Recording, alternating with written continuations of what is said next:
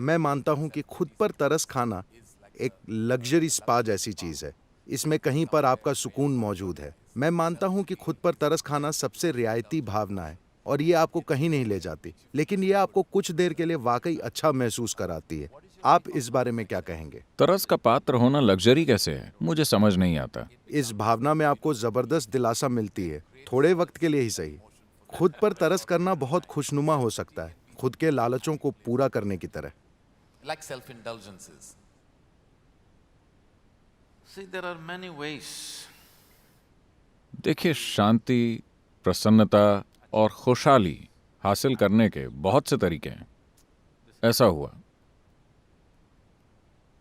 Shankaran Pillai. Shankaran Pillai थोड़ा अपमान करने वाला पति था। वो गालियां देता था, वो अपनी बीवी पर चिल्लाता था, लेकिन वो हमेशा शांत रहती थी। उसने कभी प्रतिक्रिया नहीं की। एक दिन वो गुस्से से चिल्लाने के बीच में रुका और उसने पूछा, And he asked, मैं जो भी कहता हूं, चाहे जितनी भी गालियां बकता हूं, तुम शांत रहती हो, तुम ऐसा कैसे करती हो? वो बोली, मैं टॉयलेट साफ करती हूं। उसने पूछा, क्या टॉयलेट साफ करने से तुम्हें शांति कैसे मिलती है? वो बोली, मैं तुम्हारा टूथब्रश इस्तेमाल करती हूं।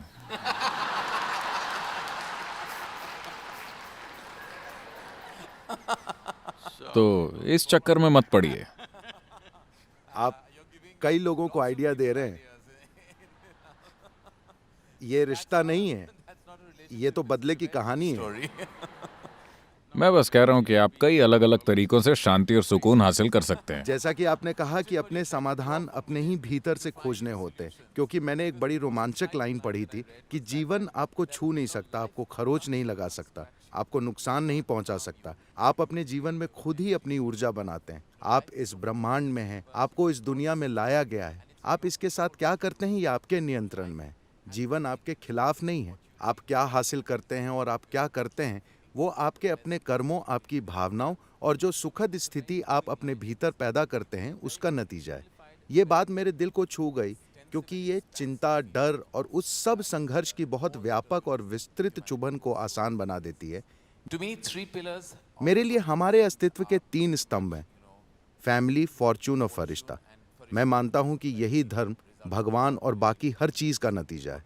सदगुरु, जब हम परिवार की बात करते हैं तो कुछ चीजों ने हमेशा मुझे हैरान किया है और मैं आप जैसे प्रबुद्ध व्यक्ति से उनके जवाब चाहता हूं या उनकी पुष्टि करना चाहता हूं। जैसे मेरे अंदर हमेशा यह सवाल उठता है कि पिता और पुत्र के बीच एक असहज दूरी क्यों रहती है? उस रिश्ते में हमेशा समस्या क्यों रहती है? मुझे यकीन है यहाँ मौजूद लोगों में बहुतों ने अपने घरों में, अपने माहौल में इस भावना को महसूस किया है। आपके मुताबिक इस दूरी की बुनियादी वजह क्या है? Because every generation makes the same mistake, which means they're not learning at all. क्योंकि हर पीढ़ी वही गलती करती है, जिसका मतलब है कि वो बिल्कुल नहीं सीख रहे हैं। जब हम फैमिली कहते हैं, आपको पता है इटली में फैमिली का मतलब अपराध होता है। फैमिली। हाँ, माफिया को हमेशा फैमिली कहा जाता था। तो एक तरह से ये एक तरह का अपराध है। परिवार किसी भी समाज के निर्माण की सबसे बुनियादी व्यवस्था है, पर इसका मतलब ये नहीं है कि आपको भी बुनियादी बने रहना चाहिए, क्योंकि ये एक शारीरिक पहचान है।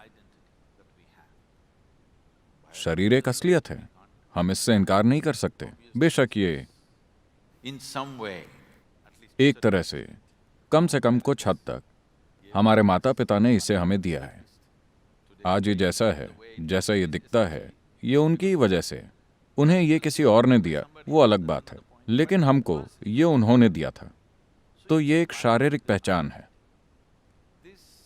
खुद को अपनी शारीरिक पहचान तक सीमित रखना एक पूरे जीवन काल के लिए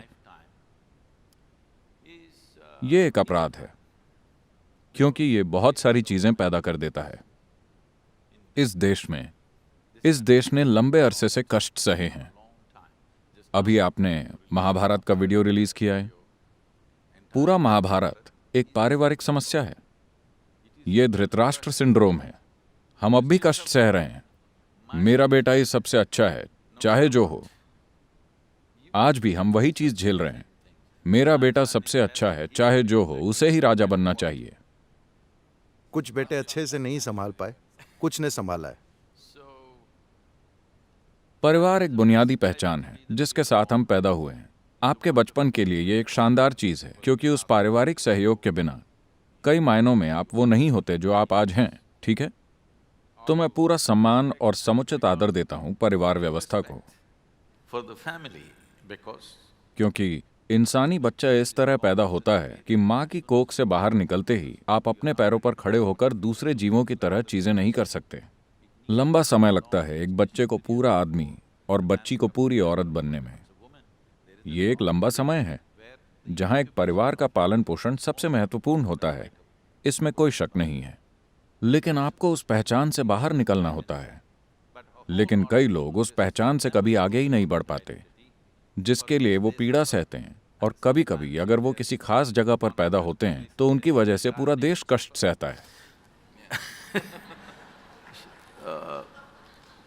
आपको उससे बाहर निकलना चाहिए। एक बच्चे के तौर पर यह बहुत जरूरी है कि आपकी पहचान परिवार के साथ जुड़ी हो, लेकिन वयस्क होने पर आपसे उम्मीद की जाती है कि आप अपनी शारीरिक पहचान से ऊपर उठें, क्योंकि शरीर सबसे बुनियादी पहचान है। आपको उससे ऊपर उठना होगा।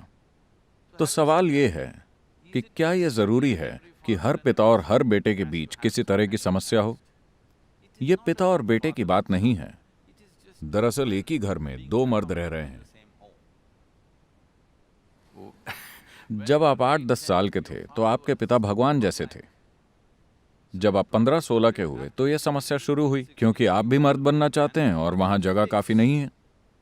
वो बड़ा मर्द बहुत सारी जगह घेरे हुए, और वो आदमी सोचता है ये मेरी जगह है, ये कौन है?